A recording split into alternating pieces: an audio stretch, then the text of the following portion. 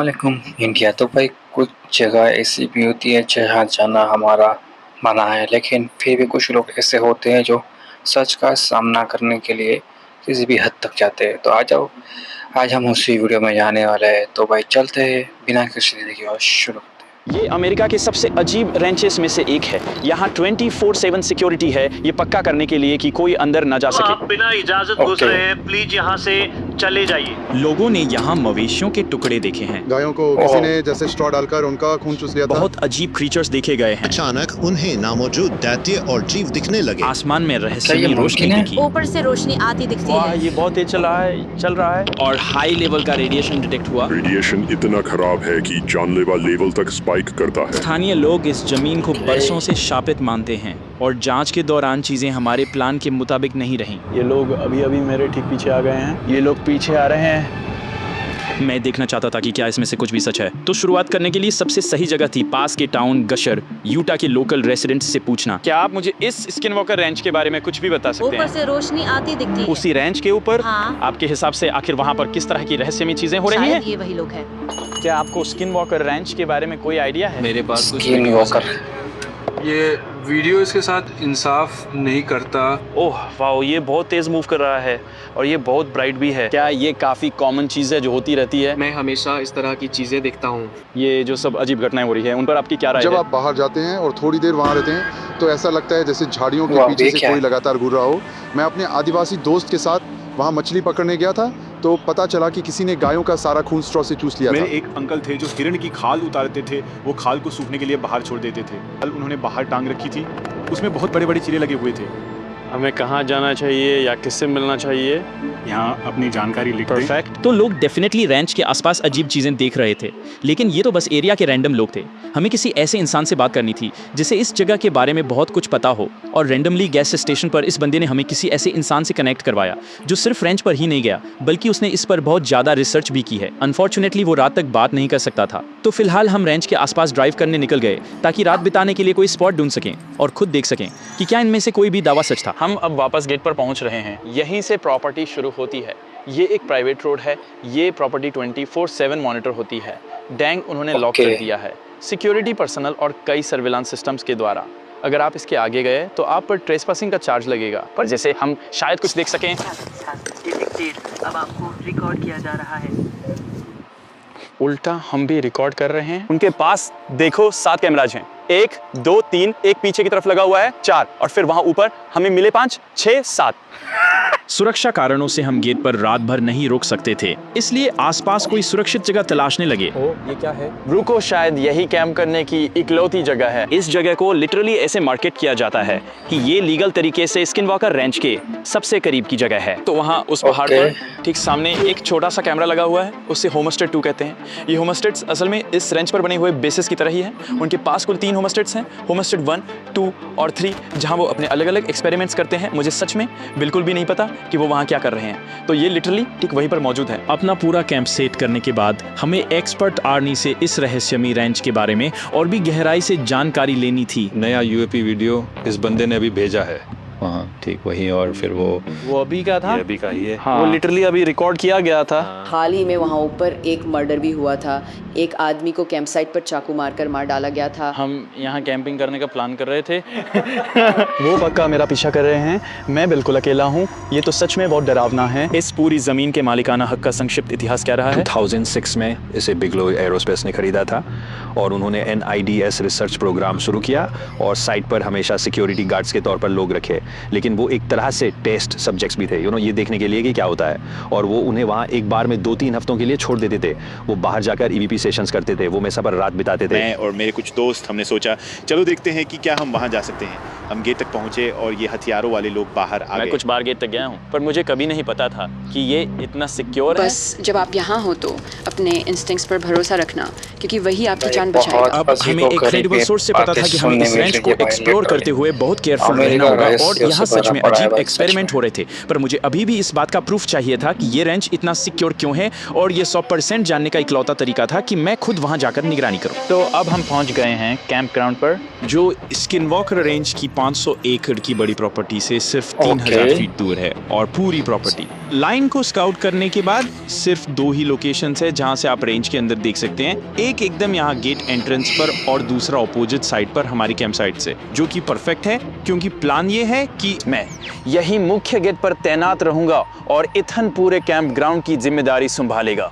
2 अलग जगहों पर तैनात होने से हम स्किन वॉकर रेंज की हर एक छोटी हरकत पर पैनी नजर रख सकेंगे।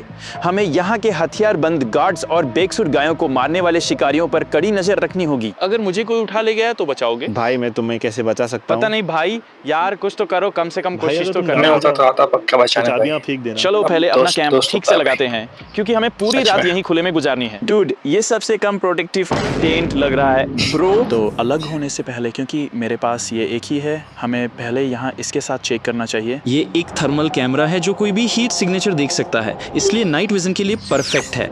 यहाँ बहुत सारे छोटे छोटे हॉट स्पॉट्स हैं। हम फाइनली कुछ गायों के पास पहुँचे और ये शायद रात का सबसे इम्पोर्टेंट मिशन है। ये देखना होगा कि कहीं गायों को चूस तो नहीं लिया गया। ये तुम क्या कर रहे हो? हाँ वो सब ठीक लग रहा है, उनमें से कोई सिकुड़ी हुई नहीं है। खैर कुछ एक दूसरे को चूस रही है ऐसा लग रहा है, पर मुझे लगता है वो ठीक है। उनमें से कोई भी किशमिश जैसी नहीं लग रही। पर जब हम गायों को देख रहे थे और सब कुछ ठीक था, हमने आसमान में कुछ बहुत ही अजीब नोटिस किया। क्या आसमान में वो काला स्पॉट दिख रहा है? ये एक जगह पर डार्क सा है। हाँ, अरे वाह, ये तो क्या तुम्हें वही दिख रहा है? ये किसी चीज से जुड़ा नहीं।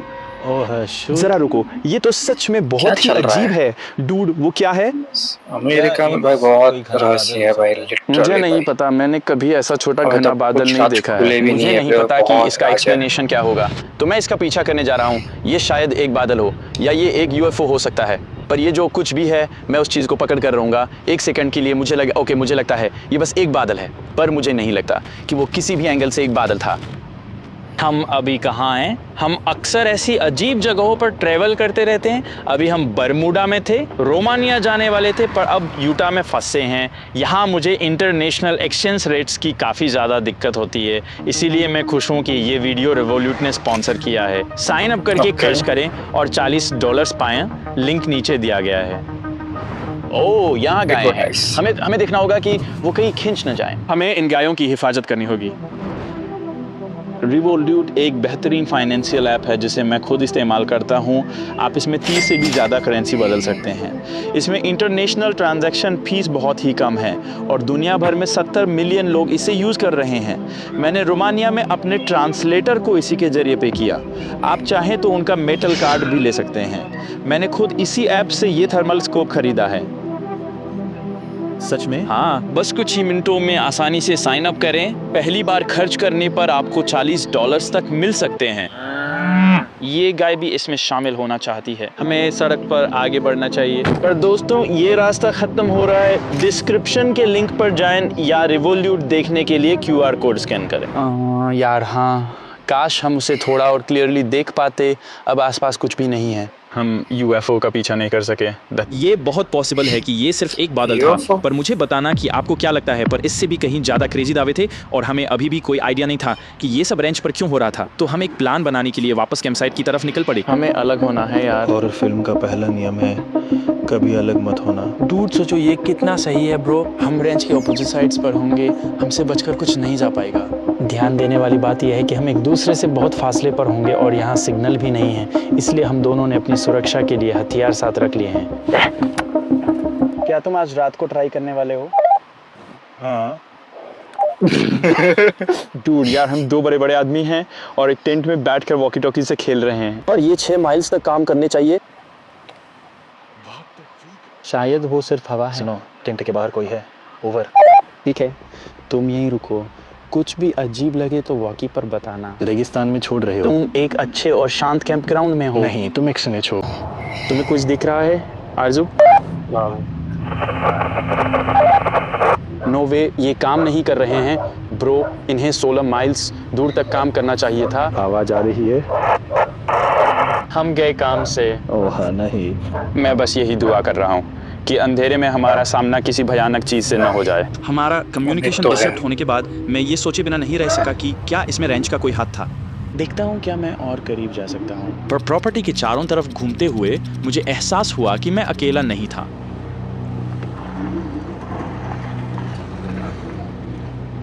कोई पीछा कर रहा है शायद। हाँ लगता तो ऐसा ही है। प्रेप, ये लोग अभी अभी मेरे एकदम पीछे आ गए हैं। 2 कार्स पार्क थी जो पहले मेरे पास से ड्राइव करके गई थी और वो अभी अभी निकली हैं। वैसे मुझे नहीं लगता कि वो मुझे फॉलो कर रहे हैं, मुझे बस लगता है कि ये एक अजीब कोइंसिडेंस है। अगर ये 2 गाड़ियाँ इस संकरी सी सड़क पर मुड़ती हैं सीधा स्किनवॉकर रेंज की दिशा में, तो मैं पक्का यहाँ फंसने वाला हूँ। कदमों की आवाज़ आ रही है, पता नहीं कैंप के लोग हैं या कोई और। ये क्या है भाई? तो चमकती हुई रोशनी देखो, वो नीली लाइट्स। मुझे ज़रा भी अंदाज़ा नहीं है कि वहाँ क्या अजीब चीज़ हो रही है। मैं इस शूट क्या हो रहा मुझे भी यही तो जानना है भाई। शूट सही नहीं है, कुछ तो बता दो। क्या बता, कुछ जानने को मिल जाए हमें भी। ओह व्हाट अ फ्रीक, वो भी मुड़ रहे हैं। भाई ये क्या हो रहा है? दोनों ही वो मेरा पीछा कर रहे हैं। ये आखिर क्या बवाल है? दोनों गाड़ियां सड़क पर साथ साथ चल रही हैं।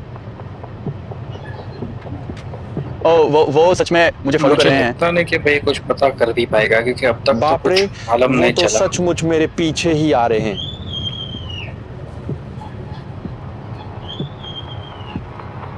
होली क्रैप, मैं बिल्कुल अकेला हूँ। ये सच में बहुत ही डरावना है। हेलो, क्या यहाँ कोई शैडो पीपल है? ओ फ्रीक, ओ फ्रीक, ओ क्या बवाल है? ओ ये एक चमगादड़ है। ओ ये एक चमगादड़ है। ओके मैं जा रहा हूँ। ये एक चमगादड़ है। ओके मैं जा रहा हूँ, मैं जा रहा हूँ, मैं जा रहा हूँ, मैं जा रहा हूँ, मैं जा रहा हूँ, मैं जा रहा हूँ। होली फ्रीक।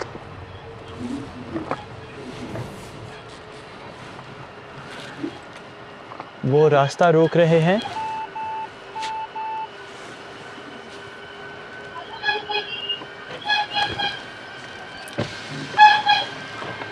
यो व्हाट्सअप में तुम पहुंच गए क्या? तुम स्किनवॉकर रेंज जा रहे हो? हम अंदर से देखने का कोई रास्ता ढूंढ रहे हैं। शूट डूड, मैं झूठ नहीं बोलूंगा, तुम लोगों ने मुझे बहुत डरा दिया था। आई एम सॉरी भाई, मैं सच में कांप रहा हूँ। I am sorry. Holi shoot, मुझे लगा था कि वो लोग मुझे फॉलो कर रहे हैं। सोचा था नंबर प्लेट हटाकर सीधे अंदर गाड़ी ले जाएं। पर हम तो पहले ही वही खड़े थे। क्रैप, हम लिटरली 1 घंटे पहले यहीं थे और हम लगभग गोल गोल घूम रहे थे ये पता लगाने के लिए कि कैसे ऊपर देखें। वो लोग बस रेंज को लेकर उत्सुक थे, पर कमाल देखिए, हम दोनों का ही पीछा किया जा रहा था। डूड, एक और गाड़ी आई। नो वे, व्हाट्स अप? तुम लोग क्या कर रहे हो? बस रेंज को चेक आउट कर रहे हैं, जहां तक हम इसे देख सकते हैं। मैं यहाँ की सिक्योरिटी टीम से हूँ। मैंने अभी आप लोगों को हमारे बारे में बात करते हुए सुना था, तो मैं यहाँ देखने चला आया। वो तुम पर यार 2400 घंटे नजर रखते हैं ये देखने के लिए कि वहाँ क्या चल रहा है। कुछ शेयर करने के लिए है? कोई सीक्रेट इंफॉर्मेशन? नो। क्या बहुत लोग घुसपैठ की कोशिश करते हैं? यप। आपके हिसाब से एक दिन में कितने लोग यहाँ आते होंगे? ये मैं नहीं बता सकता। सच में इतने सारे? ऐसा कितनी बार होता है कि जैसे आपने यहाँ लाइट्स या कुछ और देखा हो? हमेशा। मुझे लगता है मैंने तुम लोगों को देखा था। तुम लोग कैंप की तरफ से आए थे। हाँ, मैं कैंप के रास्ते से आया था। देर से भटक रहे हैं। मैं तुम लोगों पर नजर रख रहा था। क्या आपके पास कोई हाईटेक कंट्रोल रूम है? ये सच में काफी ज्यादा व्यस्त रहने वाला काम लगता है। मैं रिमोटली सब कुछ मॉनिटर कर सकता हूँ। यहाँ सच में अजीब चीजें होती हैं, पर वो बहुत अनएक्सप्लेनेबल हैं। इसीलिए हम लोगों को बाहर रखने का ट्राई करते हैं। ये सब एक नकली डेटा जमा करने के लिए है। मैं अभी कमांड सेंटर के पास ही था और अचानक सब कुछ पूरी तरह बंद हो गया, जैसे बिजली चली गई हो। यहाँ पर सारी बैटरीज बहुत ही ज्यादा तेजी से खत्म होने लगती हैं। इस जगह पर रेडिएशन कभी-कभी जानलेवा स्तर तक पहुँच जाता है। इसका फिलहाल कोई वैज्ञानिक कारण नहीं है, पर यह हकीकत है। हम इसका पीछा नहीं करना चाहते। अक्सर हमें अंदाजा ही नहीं होता कि हमारे ऊपर आसमान में क्या है, क्योंकि हम बिल्कुल उसी के नीचे खड़े होते हैं। मेसा की तरफ मेरे कुछ दोस्त अक्सर चीजों को चमकते हुए देखते हैं, पर मैं तुम्हारी ये रात और खराब नहीं करना चाहता। मैं डेफिनेटली तुम्हें बताना चाहता हूँ। मैं सुन रहा हूँ, मैं रिकॉर्ड करता रहूंगा। तुम ट्राई कर सकते हो, पर ये काम नहीं करेगा। पूरी जगह पर क्या तुम अभी भी रिकॉर्डिंग कर रहे हो? क्या ये ठीक है? ठीक है, पहले बताना चाहिए था। ओके। बिना इजाजत वीडियो मना है। My bad. खासकर निजी प्रॉपर्टी पर। मुझे लगा ये रोड पब्लिक है। नहीं। इससे ये बात काफ़ी हद तक कंफर्म हो जाती है। स्किनवॉकर रैंच के एक लिटरली सिक्योरिटी गार्ड ने कहा कि वो लोगों को बाहर रखते हैं क्योंकि यहाँ सारी अजीब चीज़ें होती हैं और वो बिना किसी डिस्टर्बेंस के डेटा कलेक्ट करना चाहते हैं। मुझे ऑनेस्टली कोई आइडिया नहीं है कि आसमान में वो अजीब शेप क्या थी, पर ऐसा लगता है कि अनएक्सप्लेनेबल चीज़ें सच में इस रैंच पर होती हैं। तो कमेंट कीजिए आप लोगों को क्या लगता है और सब्सक्राइब करना। तो बस दोस्तों फिर आज की इस वाली वीडियो में ही इतना ही भाई। मैं भी निराश हूँ कि भाई कुछ पता नहीं चला और वीडियो एंड हो गई। मुझे माफ़ करना, मैं अगली बार ध्यान रखूँगा कि ऐसी वीडियो अपलोड ना करूँ। ठीक है, मिलते हैं अगली वीडियो में। अस्सलाम वालेकुम।